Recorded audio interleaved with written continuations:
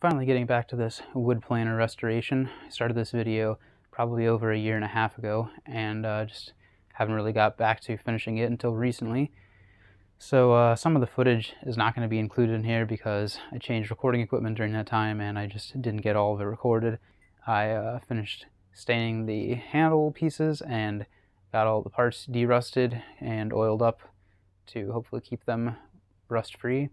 And 2 of the screws were too corroded and I wasn't able to salvage them because they couldn't grip in the screw holes anymore, so I had to replace those and only found some brass replacements. So those are not going to match perfectly, but they're fine. They will do the job for sure.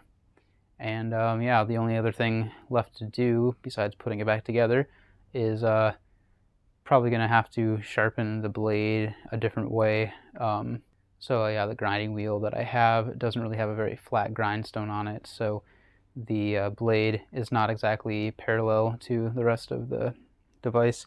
It's pretty close though, and I got it pretty sharp, so I'll test it out and see how it works as is, but I'm guessing I'm probably going to want to regrind that edge to get it flat. But yeah, I'll put it back together now and we can see a comparison between how it started out and the finished result.